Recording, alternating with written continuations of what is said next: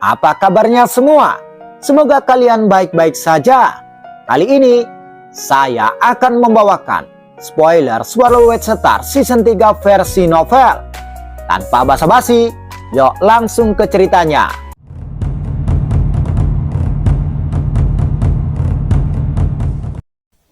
Melanjutkan dari episode sebelumnya, ketika Luo Feng berada di lautan Pasifik, menerima dan mengatur sejumlah besar kenangan yang diwariskan, orang-orang di bumi sedang mengalami banyak perubahan cepat. Sejak pertempuran itu, secara teknis kerugian setiap negara tidak terlalu buruk, hanya kehilangan 8 pahlawan: Hong, Dewa Petir, Mo Henderson, Isbert, Tripati Singh, Jayi, Sekolok, dan Luo Feng. 8 orang ini akan disebut pahlawan elit dalam kemanusiaan. 6 dari mereka telah meninggal, hanya Hong dan Dewa Petir yang masih koma. Dojo of Limit dan Thunder Dojo adalah 2 kekuatan besar di dunia. Siapa yang tidak akan iri pada mereka? Kedua kekuatan ini bahkan lebih kuat dari 5 negara. Dengan Hong dan Dewa Petir di sekitar, mereka tentu saja bisa menjaga semuanya. Tapi dengan keadaan sekarang, di kota markas Hongming, di dalam markas besar kapal, 3 penjaga dan 5 penyelidik berkumpul di ruang pertemuan. Saat ini, ruang virtual telah runtuh. Setiap pejuang penjelajah bintang dan dewa perang telah membentuk kelompok mereka sendiri, tanpa 2 kepala pengarah dan kepemimpinan. Organisasi lepas istana dewa perang telah hancur. Apa yang harus kita lakukan selanjutnya? Seorang pria kulit hitam terjebak putih berkata dengan gugup. Setiap dewa perang memiliki alam sensor kesadaran. Wanita yang memakai topeng berkata dengan cemas. Pikiran bawah sadar mereka masih mau memasuki istana dewa perang, namun kepalanya saat ini dalam keadaan koma. Jadi AI otomatis menutup virtual luar angkasa, yang berarti tidak ada yang bisa memasuki istana dewa perang. Masalah yang paling mendesak saat ini adalah segera membangun kembali ruang virtual. Karena Hong saat ini dalam keadaan koma, jadi sistem AI hanya akan menanggapi perintah Hong, tidak akan repot-repot membuang-buang energi untuk mempertahankan keberadaan istana dewa perang.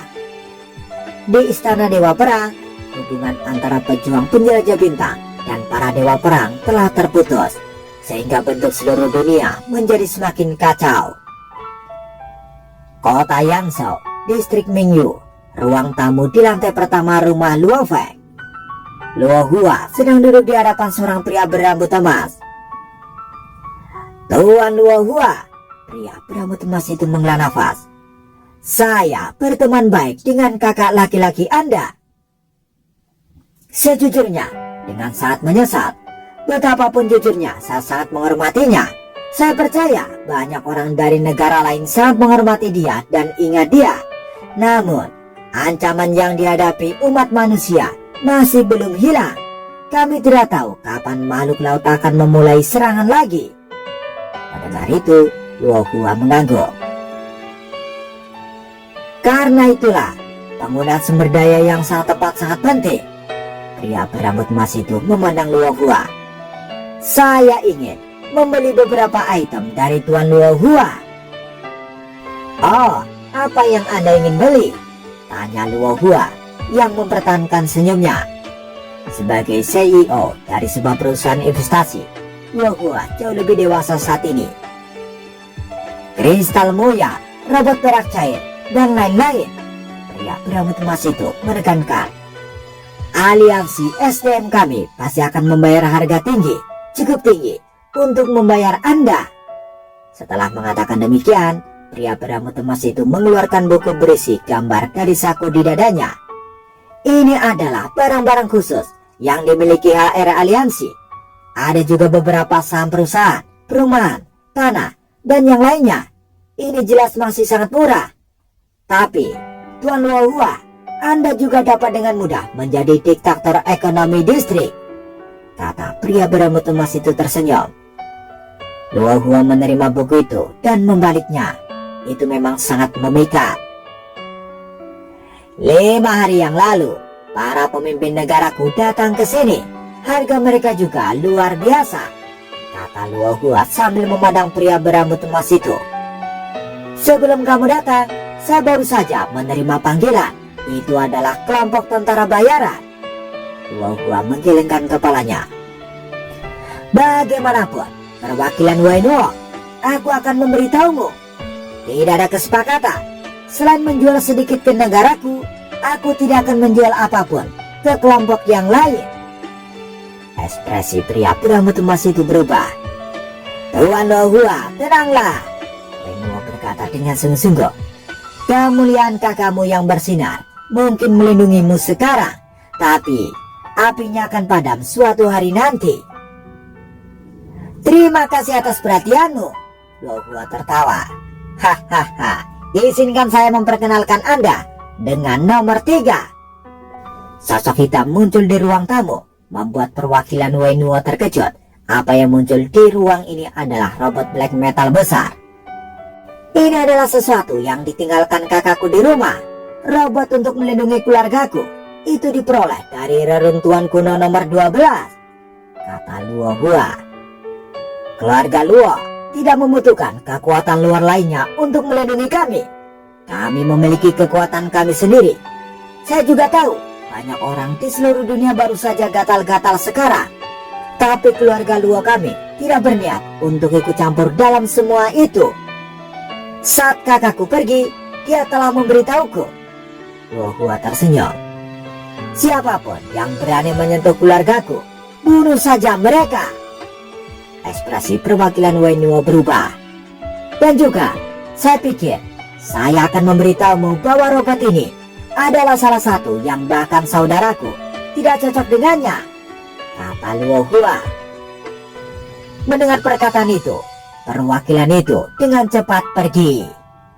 Melihat perwakilan itu pergi, Luo Hua berdiri di jendela menonton. Dia menyipitkan mata. Setelah kakakku pergi, mereka datang satu persatu seperti serigala lapar, mengamati apa yang ditinggalkan saudaraku. Benar, jumlah total kristal muya yang ditinggalkan oleh kakakku berumur 60 tahun. Kalian semua ingin mendapatkannya. Dalam kegagalan seperti itu, siapapun yang berani melewati batas, aku akan menggunakan dia untuk memberi contoh kepada yang lain. Di ruang yang jauh dari bumi, ruang yang tenang, keberadaan kuno. Tiba-tiba, ruang mulai melengkung seperti gelombang. Pada saat yang sama, sebuah kapal berbentuk cakram, berwarna abu-abu keperakan terbang keluar. Gelombang di angkasa mulai menghilang. Kapal ini mengapung di angkasa. Kapten, Kapten, kita sudah lolos. Kita sudah lolos. Hahaha, kita sudah lolos. Beberapa manusia di dalam kapal berteriak dengan semangat, berbicara dengan salah satu bahasa alam semesta manusia. Di ruang kendali kapal, 8 anggota kru sangat bersemangat, berdiri di depan kontrol utama, mengenakan seragam pertempuran abu-abu perak dengan tinggi rata-rata 1,9 meter, tinggi dan tampan. Telinga mereka lancip di ujungnya. Seorang pria berjubah putih tampan dengan pupil merah bersinar. Dia adalah kapten kapal pengintai. Aku tidak pernah menyangka akan ada lubang cacing di sini. Kapten mengungkapkan senyum iblis. Ketika kristal kekuatan kelas B kapal habis, seharusnya kita tidak bisa melakukan perjalanan di alam semesta lagi. Upaya Parit, ia berhasil menyelam ke bidang asteroid, dan di dalamnya benar-benar dia terjun ke lubang cacing. Hahaha, portal lubang cacing ini, siapa yang tahu berapa tahun cahaya jauhnya? Kecuali si kelompok bajingan itu di dalam bidang asteroid yang luas itu berhasil memasuki area yang sama. Jika tidak, mereka tidak akan pernah bisa mengejar kita. Atuka, Kapten berteriak. Kapten, sosok anak kecil muncul di layar kendali. Balas berteriak dengan tajam. Cepat dan catat lokasi lubang cacing. Peta bintang kita benar-benar meleset dari penada itu. Jelas, seluruh kerajaan Gunung Naga Hitam tidak mengetahui lubang cacing ini. Kapten itu sangat bersemangat. Setelah itu, tentukan lokasi kita saat ini dan segera beritahu klan. Iya, sosok anak kecil di layar itu berteriak keras. Oh, sebuah suara tajam tiba-tiba berteriak. Kapten, ini adalah wilayah hampa Bima Sakti. Apa? Kapten itu sangat kaget. Distrik kosong memulai perjalanan alam semesta yang tidak memiliki cara untuk membuat penanda. Tidak ada cara untuk masuk. Ini distrik kosong. Anak sistem AI berteriak. Hahaha, kami menemukan emas. Kami menemukan emas dengan ini. Kapten itu sangat gembira. Pergi, ayo kita pergi. Dahulu kala, distrik ini awalnya dikendalikan oleh Kekaisaran Silver Blue. Namun sejak itu diambil alih oleh seorang pejuang yang sangat kuat. Prajurit itu bahkan pergi ke alam semesta gelap dan mengubur penanda ruang bidang bintang ini. Sama sekali tidak ada cara untuk memasuki bidang bintang ini. 30.000 tahun yang lalu, ada cerita tentang bagaimana pejuang ini telah tewas. Distrik kosong ini menjadi tempat tanpa pemimpin. Tapi Kekaisaran Silver Blue bersama dengan Kerajaan Gunung Naga Hitam yang perkasa, tidak satupun dari mereka dapat menemukan penanda ini dan memasuki medan bintang ini. Siapa sangka bahwa sekarang ini mereka benar-benar akan menemukan lubang cacing baru dan memasuki bidang bintang ini. Di bumi jauh di dalam Samudra Pasifik. Siapa sangka ketika teknik alam itu seperti itu. Saya dapat kembali. Saya dapat melihat Susin. Saya dapat melihat anak-anakku di masa depan. Luo Feng sangat bersemangat. Di bawah laut, binatang bertanu kemas hitam tua itu mengangkat kepalanya dan mengeluarkan raungan rendah. Raungan itu menciptakan gelombang yang menyebar, beriak ke makhluk laut di sekitarnya, menyebabkan banyak makhluk itu terkejut dan meledak. Luo Feng, menurut bakat alamimu, aku sudah menemukan rute latihanmu. Pepatah berkata, kamu harus fokus pada teknik khusus Dewa Dunia dan teknik normal, ruang absolut. Kedua teknik ini adalah yang cocok dengan bakat alami Anda. Jadi itu akan sangat kuat.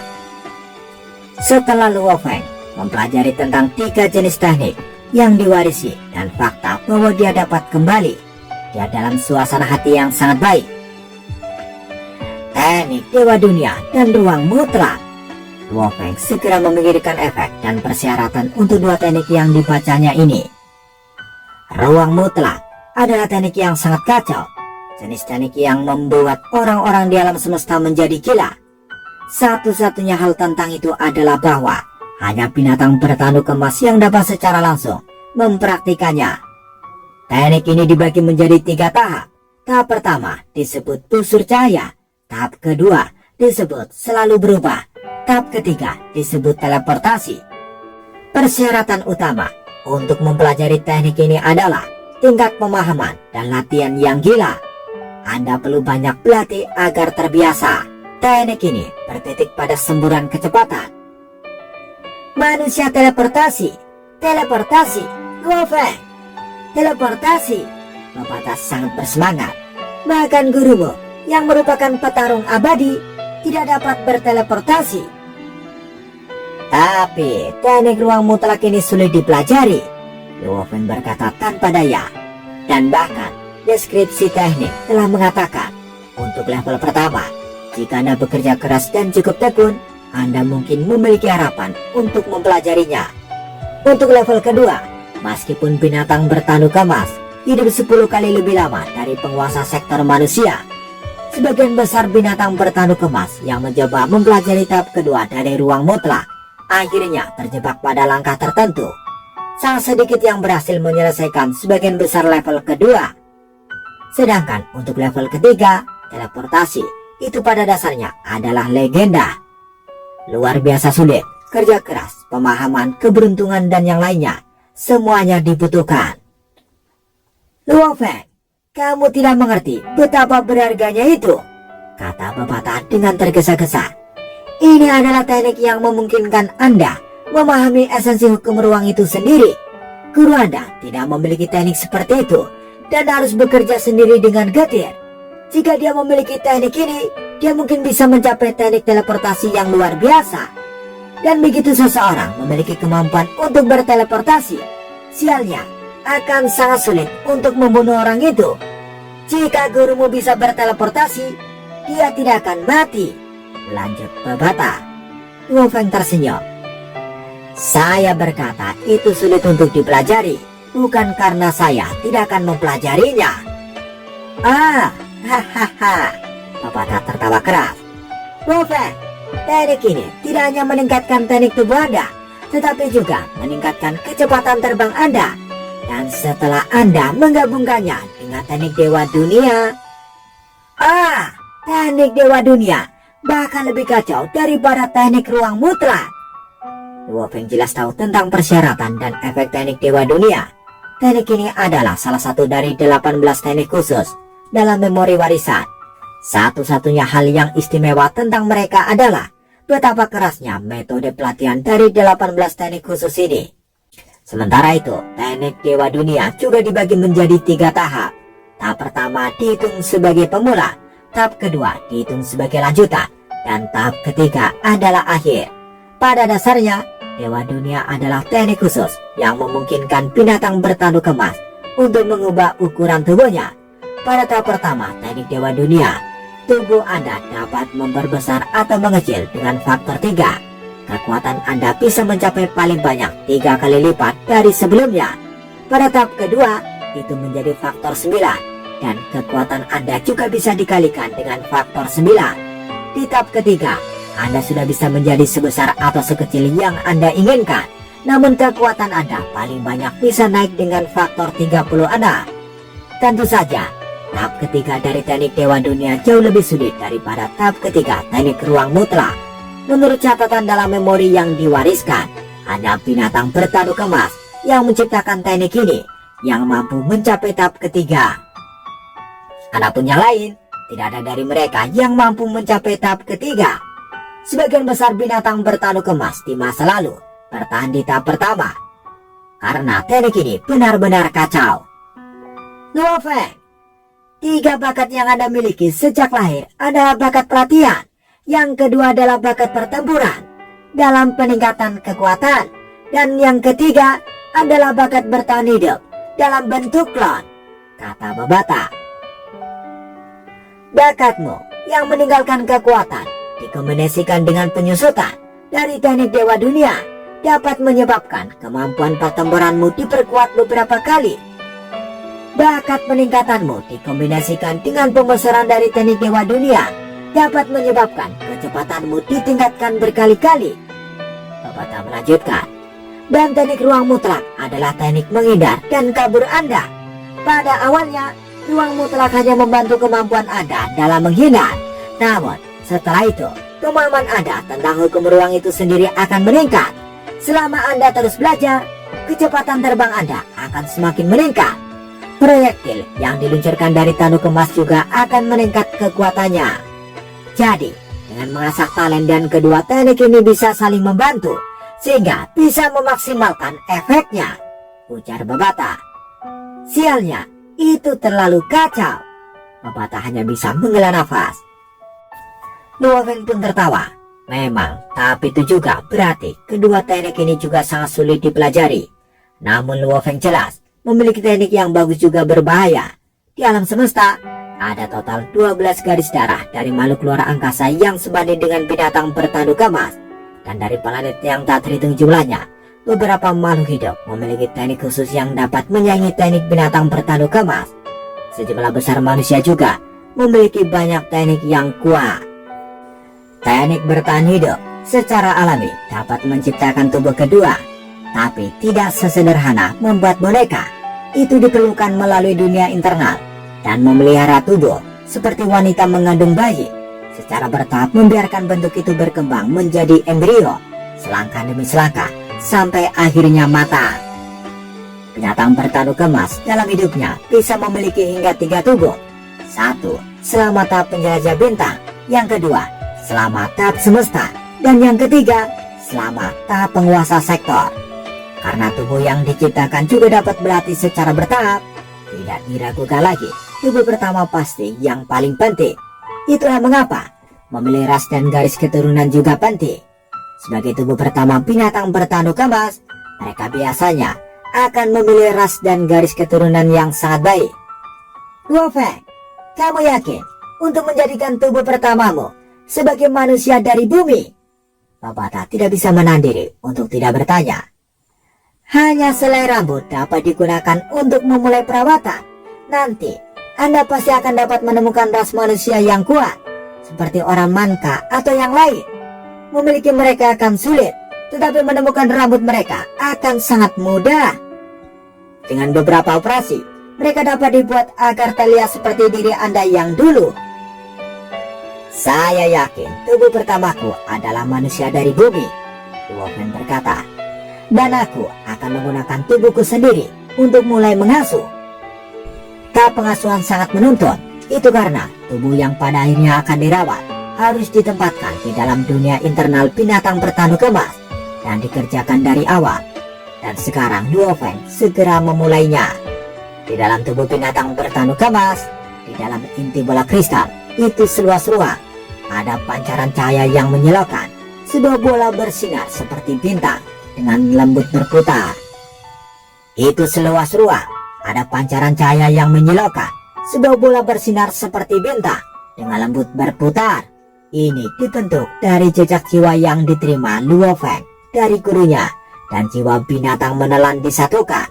Ini adalah bintang yang berbentuk bola. Itu juga merupakan inti jiwa. Dunia internal.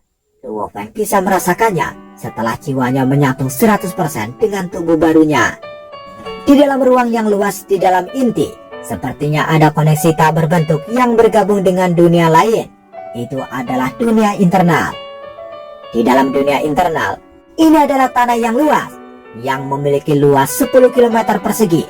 Dan di udara di daerah itu ada kabut tebal. Tanahnya sendiri kemasan, ada juga bukit, gunung yang semuanya terbuat dari logam. Itu adalah dunia metal. Luo Feng yang menguasai dunia ini. Babata, lepaskan tubuhku yang sebelumnya. Tentang pemikiran Luo Feng terkait dengan Babata di luar dan menggunakan kemampuan alami menelan, dia segera menelan tubuhnya sendiri. Di salah satu bukit di tanah logam, tubuh muncul di udara. Itu adalah tubuh Luo Feng sebagai seorang pejuang penjelajah bintang level 3. Hanya beberapa bulan, tidak memberikan banyak efek pada tubuhnya. Itu tambah kaku dan dingin. Kemampuan alami pengasuhan. Pikiran Luo Feng bergerak. Seluruh benua logam mulai bergetar. Tubuh lama Luo Feng mulai digerakkan oleh energi kita berbentuk melayang tinggi di langit dunia logam. Ini adalah langkah yang hanya bisa dilakukan binatang bertanduk emas 3 kali dalam hidupnya. Hanya ketika dunia internalnya telah mencapai tingkat semesta, barulah dia dapat melakukannya untuk kedua kalinya. Sekarang Luo Feng telah menggunakan kemampuan alami pertamanya, memulai tahap pengasuhan. Mengambang tinggi di langit, tubuh Luo Feng segera menguap. Apa yang awalnya berada di atas langit benua logam, kabut emas dalam jumlah besar mengalir ke tengah, membentuk sisa-sisa genetik dari tubuh Luo Feng yang menguap menjadi telur emas bundar. Mulai sejak Luo Feng mengetahui kemampuan alaminya, ditambah informasi mengenai keahliannya, dia mengetahui tentang jumlah waktu yang dibutuhkan untuk pengasuhan yang secara langsung terkait dengan kekuatannya. Semakin kuat dunia internal, semakin cepat pengasuhannya, dan semakin rendah tingkat sisa-sisa genetik, semakin mudah perawatannya. Dengan dunia internal tingkat 1 Luo Feng saat ini, kecepatan pengasuhannya pasti tidak cepat. Melihat kecepatannya, aku memperkirakan beberapa tahun untuk menyelesaikan pengasuhan. Luo Feng mengerti ketika saat itu tiba, dia akan memiliki tubuh dengan kekuatan yang sama sebelumnya, dengan susunan genetik 99,9% mirip dengan sebelumnya. Scene berganti. Di ruang angkasa di alam semesta, bintang besar seperti bola api terus menyala. Sebuah kapal alam semesta abu-abu terbang dengan cepat melewati asteroid dengan diameter 5 km. Di dalam kapal, sebuah ruang istirahat. Seorang pria parubaya yang tampan sedang duduk di kursi dengan mata tertutup. Lampu komunikator arlojinya bersinar. Jelas, kesadaran kapten ini telah memasuki jaringan virtual alam semesta. Ruang ini adalah keberadaan yang sangat penting. Alam semesta sangat luas. Namun menggunakan jaringan virtual semesta, bahkan jika jaraknya puluhan juta, seseorang dapat bertemu dan berdiskusi di dalam jaringan. Itu 100% virtual. Ding! Lampu komunikator meredup. Pria berubaya tampan itu membuka matanya. Meskipun kami telah menghabiskan cukup banyak uang, kami telah berhasil membeli peta bintang dari Bima Sakti dari beberapa ratus tahun yang lalu, yaitu untuk distrik kosong ini. Pria tampan itu sangat bersemangat. Daerah dalam 1000 tahun cahaya, ini hanya seperjuta wilayah kekaisaran Silver Blue. Untungnya, daerah ini memiliki 2 planet dengan kehidupan. 2 planet dengan kehidupan? Kita benar-benar berhasil kali ini. Planet terdekat dengan kecepatan cahaya yang lebih rendah dari kapal membutuhkan 2 tahun 8 bulan untuk sampai ke sana. Planet lain dengan kehidupan bagaimanapun membutuhkan 136 tahun. Pria tampan itu agak tidak puas. Namun untuk mendapatkan 2 planet dengan kehidupan, ini seperti menabrak tambang emas. 2 tahun 8 bulan. Mari berharap ada beberapa barang berharga di sana. Menjual ke pedagang budak juga bisa memberi kita banyak uang. Jika tidak ada yang baik, maka kita bisa menjual seluruh planet. Pria tampan itu berpikir, matanya bersinar karena kegembiraan. Planet dengan kehidupan itu sangat berharga. Waktu terus berlalu. Dunia internal merawat tubuh. Luo Feng telah memulai studinya untuk teknik ruang mutlak dan dewa dunia, dan juga menggunakan cakarnya untuk menelan sejumlah besar logam. Kapal pengintai itu terbang di alam semesta dengan cepat menuju ke medan bintang bumi. Di bumi, tahun 2060, 12 September. Perhatian semua! Rumah sakit nomor 1 Jiangnan kami saat ini menampung salah satu dari 8 pahlawan kebanggaan kami dari Yangzhou, yaitu istri Luo Feng, Susin. Dari apa yang kami ketahui, bangsal yang dia tinggali adalah bangsal paling mewah di rumah sakit. Hanya biaya saja dari bangsal membutuhkan 2 juta dolar Huaxia. Pemirsa yang terhormat, reporter kami telah mencapai rumah sakit nomor 1 Jiangnan. Menurut berita, persalinan Susin mungkin terjadi dalam beberapa hari ke depan. Dan menurut sumber kami, yang berhasil berbicara dengan dokter yang bertanggung jawab atas kasus tersebut, memperoleh informasi rahasia. Susin memiliki anak kembar di perutnya. Berita sebelumnya tentang si kembar 3 hanyalah rumor. Tahun 2060, 15 September, jam 8.15 pagi. Susin didorong ke ruang bersalin. Jumlah reporter berita dan paparazzi di luar rumah sakit nomor 1 Jiangnan sangat mengejutkan. Bahkan wartawan dari negara lain juga ada di sana. Seseorang harus tahu, dari 8 pahlawan sebelumnya, hanya istri Luo Feng, Susin, yang mengandung. Dan dengan pengorbanan Luo Feng, sekarang setelah anak-anaknya dilahirkan, itu menarik perhatian seluruh dunia. Warga yang tak terhitung jumlahnya dari seluruh dunia, bahkan pria dan wanita semua menebak-nebak. Di dalam lautan, binatang bertanduk emas yang telah mencapai panjang tubuh 230 meter menjadi seberkas cahaya meninggalkan jejak emas. Dengan cepat berkedip di sekitar laut dalam, dia sedang berlatih ruang mutlak. Luo Feng! Luo Feng! Pepatah berteriak dengan cemas. Apa ada masalah? Tanya Luo Feng yang berhenti. Mata emas gelapnya yang sangat besar dipenuhi rasa ingin tahu. Ada acara bahagia? Mata emas gelapnya yang sangat besar dipenuhi rasa ingin tahu. Acara bahagia? Momen bahagia besar. Susin baru saja melahirkan 2 anak. Baik anak dan ibunya selamat. Anak laki-laki Anda yang besar beratnya 3,7 kg. Putra kedua Anda beratnya 3,3 kg. Saat itu, seluruh media dunia memberitakan tentang anaknya yang baru lahir.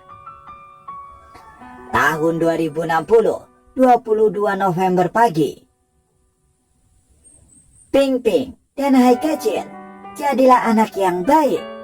Susin yang mengenakan gaun katun putih dengan lembut mencium kedua bayi di dadanya. Mata kedua bayi itu berbinar-binar saat mereka menatap ibu mereka. Tersenyum, tangan mungil mereka melambai secara acak. Luo Hongguo dan Gong Xinglan tertawa saat menerima kedua bayi itu. Susin kita akan mengajak Ping Ping dan Hai kecil berjalan-jalan di distrik ini, kata Gong Xinglan. Baiklah ibu. Susin mengangguk.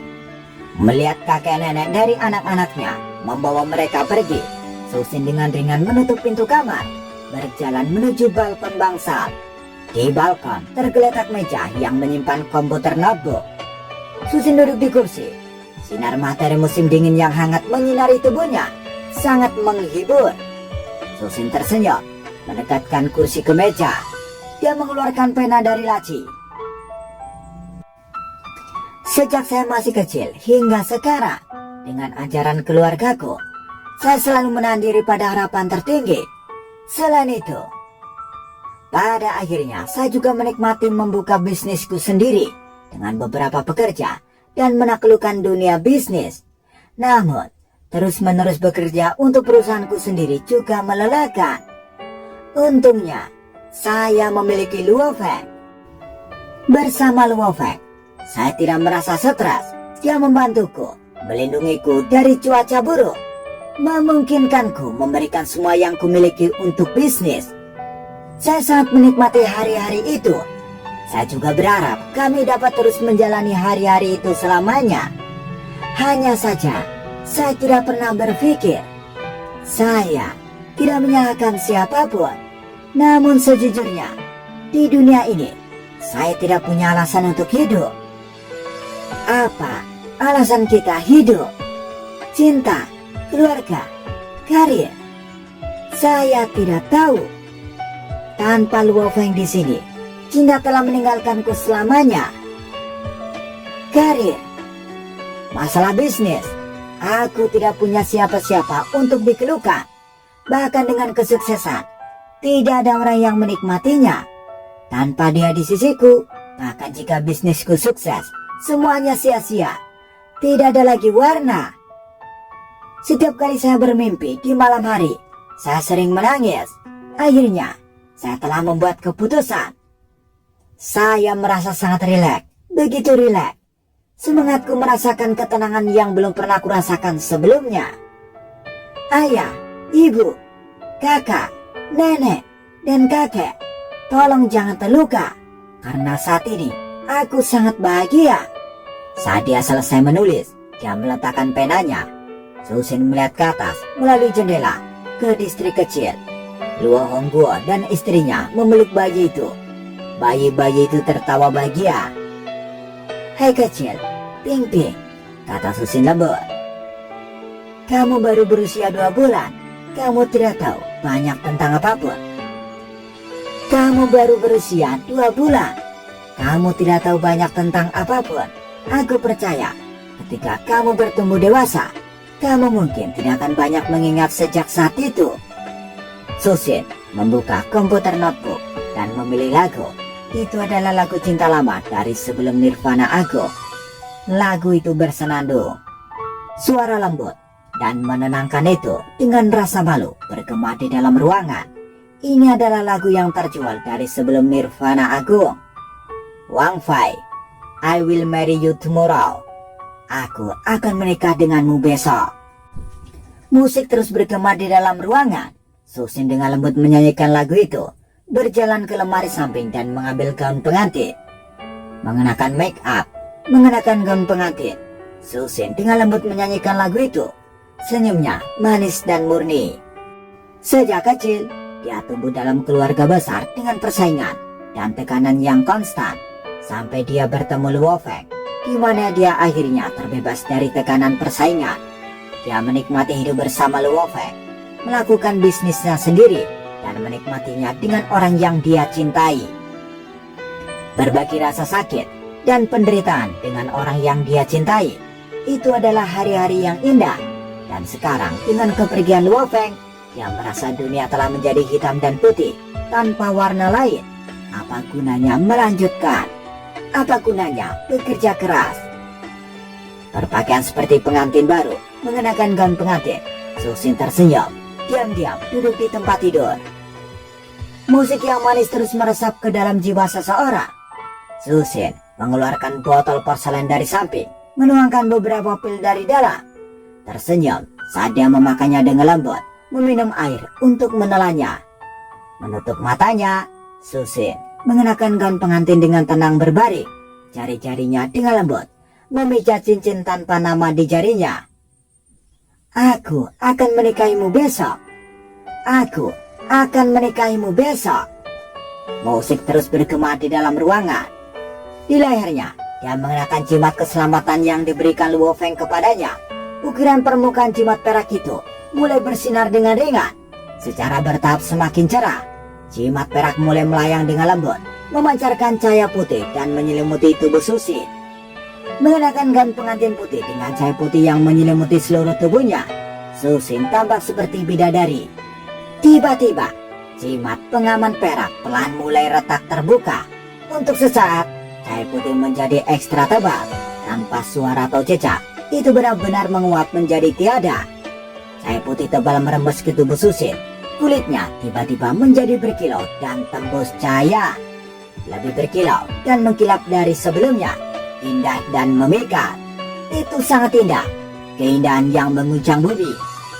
Semua cahaya putih yang mengalir perlahan diserap oleh Susin. Penampilan tubuhnya sepertinya memiliki lapisan cahaya yang mengelilinginya. Adegan ini berlangsung selama 26 menit. Cahaya yang bersinar semuanya terserap ke dalam tubuhnya. Dan semuanya kembali normal. Seluruh ruangan sangat diam. Susin tetap diam, berbaring di tempat tidur, seolah-olah tidak ada yang terjadi sebelumnya. Tiba-tiba Alicia bergerak. Dia membuka matanya. Sementara itu, jauh di bawah Samudra Pasifik, sejumlah besar sisa-sisa logam ditempatkan di bawah laut. Seekor binatang bertanduk emas berada tepat di samping tumpukan logam ini. Ia memperpanjang cakarnya. Ruang tak berbentuk beriak di sekelilingnya. Segera timbunan besar logam yang tersisa menghilang menjadi ketiadaan. Luo Feng, Luo Feng. Suara jernih Babata terdengar. Dia tampak sangat cepat. Apa ada masalah? Luo Feng bertanya. Ini Susin. Susin telah bunuh diri. Babata berteriak. Apa? Luo Feng merasa pikirannya kosong. Darah mengalir deras ke kepalanya. Jauh di bawah air, pupil mata emas binatang bertanduk emas itu tiba-tiba menyilaukan. Kemarahan dan kecemasan bercampur di dalamnya. Ini bukan sesuatu yang bisa dijadikan lelucon. Aku tidak bercanda. Ini nyata, kata Babata. Bukankah kamu mengatakan Susin tidak akan pernah melakukan hal seperti itu? Awalnya, aku mengatakan kita bisa menggunakan internet, membuatmu meniru suaraku, dan berbicara dengannya, menenangkan hatinya. Tapi apa yang kamu katakan? Anda bilang Susin tidak akan percaya, dan hanya akan berpikir saya meninggalkan AI untuk melakukannya setelah saya mati. Tanpa melihatku secara langsung, dia tidak akan percaya. Baiklah, saya akui apa yang Anda katakan memiliki logika. Namun, Anda berjanji kepadaku Susin tidak akan pernah melakukan hal seperti itu. Tapi sekarang, pikiran Luo Feng terasa seperti hendak meledak saat dia berbicara. Jangan khawatir, Babata setelah melihat muka Luo Feng tahu lelucon itu sudah keterlaluan. Aku belum selesai, dia belum mati. Tidak mati sama sekali. Luo Feng terkejut. Apa yang sedang terjadi? Luo Feng semakin marah. Begini, Susin memang bunuh diri, menghancurkan tubuhnya seluruhnya, jiwanya juga hampir menguap. Namun, jimat pasangan yang kuberikan padamu sebelumnya benar-benar menyelamatkannya. Aku tidak tahu apa yang sebenarnya dia lakukan. Apakah itu nasib buruk atau rezeki? Nama asli jimat kekasih ini adalah cinta abadi, kata Babata. Cinta abadi? Luo Feng telah memperoleh cukup banyak kenangan yang diwariskan, tetapi dia tidak tahu apa itu cinta abadi. Kamu tahu apa itu cinta abadi? Tapi setidaknya kamu tahu tentang tubuh abadi kan? Kata Babata. Ya, aku tahu, jawab Luo Feng. Di alam semesta yang luas, ada beberapa ras khusus yang secara alami lahir dengan tubuh abadi. Tubuh mereka tidak pernah menua. Hanya ketika jiwa mereka menua dan mati, mereka akan mati. Tubuh mereka dikenal sebagai tubuh abadi. Alam semesta itu adil, memberi mereka tubuh abadi, tapi juga membuat mereka tidak bisa menjadi lebih kuat melalui pelatihan. Jika mereka ingin berlatih, satu-satunya cara bagi mereka adalah meninggalkan tubuh abadinya dan mencuri tubuh orang lain, kata Babata. Luo Feng mengangguk. Sebenarnya, tanpa perlu meningkatkan kekuatan mereka dapat hidup hingga 1000 era yang setara dengan 10 juta tahun lebih. Makhluk abadi di alam semesta atau bahkan beberapa kerajaan besar melakukan penelitian tentang berbagai ras tubuh abadi. Telah diperoleh beberapa peralatan unik dan khusus. Setelah menyimpan barang-barang ini dalam perak beku, mereka menjadi jimat kecil ini, yang mana menjadi apa yang dikenal di alam semesta sebagai cinta abadi. Dibutuhkan satu tubuh abadi untuk membuat salah satunya, kata Babata. Luo Feng segera mengerti. Ras yang terlahir secara alami dengan tubuh abadi ternyata sangat menyedihkan di alam semesta. Mereka yang memiliki jimat cinta abadi hanya membutuhkan satu jimat cinta abadi dan tubuhnya akan berubah menjadi tubuh abadi. Tentu saja, setelah menjadi tubuh abadi, seseorang tidak akan dapat berlatih lagi, kata Babata. Barang-barang unik ini hanya dapat diperoleh dari orang-orang yang lahir dengan tubuh abadi asli.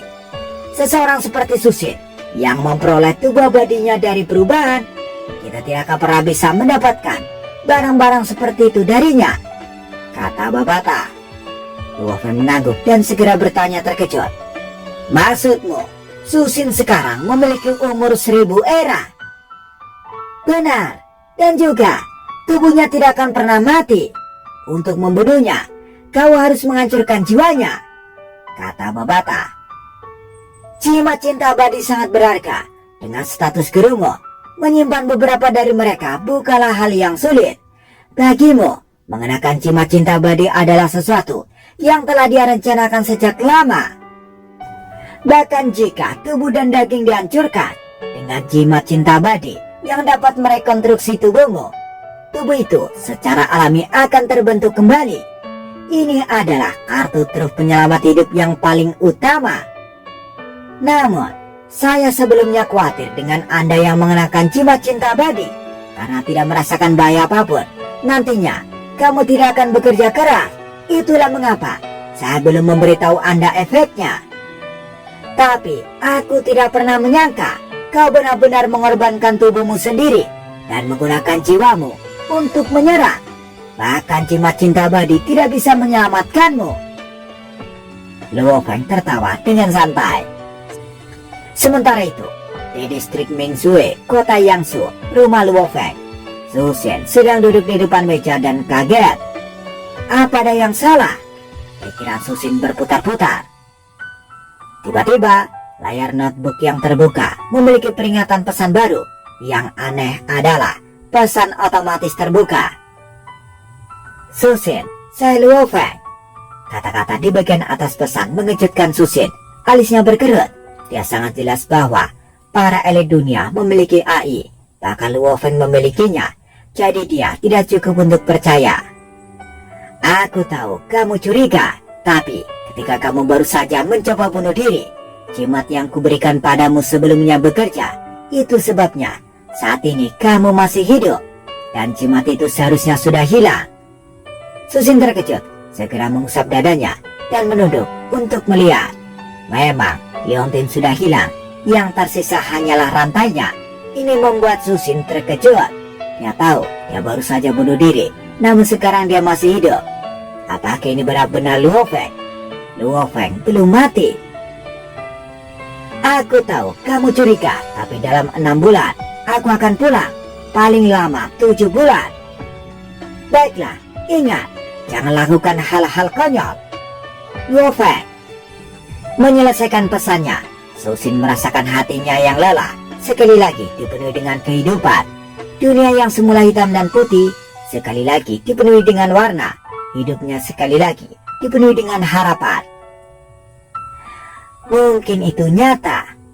Dibangkitkan setelah mati, ini jelas membuat Susin lebih percaya. 6 bulan, paling banyak 7 bulan. Aku harus memberitahu ayah dan ibu, Luo Huo juga, tentang kabar baik ini. Susin sangat bersemangat. Hari itu, setelah keluarga Luo Feng melihat pesan itu, Meskipun mereka dikejutkan oleh upaya Susin untuk bunuh diri dan menegurnya, ini memenuhi semua orang dengan harapan lagi. Sementara mereka curiga apakah itu ulah AI, mereka masih akan menunggu dengan sabar selama setengah tahun lagi. Tahun 2061, 9 Maret malam. Malam telah tiba. Keluarga Luo Feng sedang makan malam sambil tertawa. Ayah, ibu, jangan memaksakan. Sudah cukup sulit bagiku untuk pulang dan makan malam dengan kalian semua. Baiklah, akan kuberitahukan. Liburan musim panas ini, Zenan dan aku akan mendaftarkan pernikahan kita, kata Luo Hua tertawa. Luo Hua baru saja mendapatkan rumah lain di distrik Mingyu. Setelah semua kakek iparnya tinggal di sini, dia yang tinggal di sini juga akan terlalu ramai. Dengan statusnya, membeli rumah lain itu sederhana. Terlebih lagi, dia juga seorang pejuang. Betul sekali. Luo Hongguo dan Gong Xinlan tertawa. Kedua bayi di ranjang di samping sedang memanjat, tertawa dan bersenang-senang. Mengapa Susin belum kembali? Gong Xinlan menatap keluar dengan cemas. Saat ini Susin sedang sibuk dengan pekerjaannya. Itu juga hal yang baik. Luo Hongguo tersenyum. Gong Xinlan juga mengangguk. Tiba-tiba, penglihatan Luo Hongguo dan Gong Xinlan langsung kabur. Sekelompok penjaga di luar halaman semuanya roboh. Kedua pengasuh di dalam rumah juga roboh. Luo Hongguo dan Gong Xinlan roboh di atas meja. Tidak ada gerakan. Yang bisa didengar hanyalah suara kedua bayi itu. Siapa? Luo Hua melihat keluar dengan dingin. Tuan Luo, apa kabar? Dua pria berpakaian setelan barat hitam tersenyum saat mereka masuk. Seolah-olah mereka akan kembali ke rumah. Salah satunya adalah pria kulit putih, sementara yang lain lebih mirip orang Asia Selatan. Pria Asia Selatan itu tersenyum. Tenang, mereka baru saja ditidurkan. Saya belum membunuh mereka. Dua perwakilan membuat penampilan yang begitu megah. Aku ingin tahu, ada apa? Luo Hua berkata dengan sungguh-sungguh. Tidak apa-apa, hanya mengambil beberapa barang milik para penjelajah bintang dan hal-hal yang tidak berhak disimpan oleh orang biasa. Pria Asia Selatan itu tersenyum. Tenang, aku tidak akan membunuh siapapun. Bagaimanapun, aku harap kamu tetap tinggal. Tenang, saat Anda memanggil robot itu, saya akan segera membuat orang-orang ini meledak jiwanya. Sago Nehru, kamu satu-satunya pembaca roh penjelajah bintang di dunia saat ini. Apa kamu harus melakukan hal seperti itu? Luo Hua berkata dengan sungguh-sungguh. Sago Nehru, pembaca roh genus India, sejak Luo Feng dan Espur jatuh, Nehru yang baru saja menerobos adalah satu-satunya pembaca roh tingkat penjelajah bintang yang tersisa. Ada kebutuhan, tentu saja ada. Sago Nehru tersenyum. Tuan Luo, saya yakin Anda tahu sedikit tentang keadaan dunia saat ini. Menurut Anda, harta karun yang ditinggalkan Luo Feng di dalamnya, keluargamu akan ditinggalkan sendirian. Selain itu, meninggalkan mereka di keluargamu adalah pemborosan. Kristal Muya, Sago Nehru tersenyum. Mereka sebenarnya tersembunyi di dalam ruangan bawah tanah. Wow, ada 18 kristal Muya dan cukup banyak roh alam. Sungguh hasil yang besar. Hasil tangkapan Luo Feng benar-benar besar. Sago Nehru sangat terkejut. Ekspresi Luo Hua berubah pucat. Dia mengerti musuh menggunakan energi rohnya untuk mencari. Bagaimana Anda mengontrol robot logam itu? Tanya Sago Nehru yang memandang Luo Hua. Tidak ada yang bisa mengendalikan mereka. Luo Hua menggelengkan kepalanya. Bahkan aku tidak bisa. Saudaraku meninggalkan perintah untuk melindungi keluarga kita. Mereka akan selalu mengikuti perintahnya saja. Oh, Sago Nehru mengangguk. Dia mengerti. Tiba-tiba, pintu bawah tanah otomatis terbuka. Tas kerja melayang. Dia mengulurkan tangannya untuk meraihnya. Terima kasih. Sago Nehru tersenyum. Aku akan memberimu beberapa nasihat. Hanya dengan kekuatan yang besar, kamu dapat memiliki harta yang begitu besar? Jika tidak, hahaha, untuk robot-robot itu, mereka kuat. Tapi bagaimanapun juga, mereka hanyalah robot. Oh, bahkan dengan jarak beberapa ratus meter, aku masih bisa langsung menghancurkan jiwa keluargamu. Jadi, jangan lakukan hal bodoh. Wainua, ayo pergi. Sago Nehru berbalik dan pergi. Wakil Wainua mengikuti di belakang. Luohua memperhatikan saat mereka pergi, tidak berani bergerak.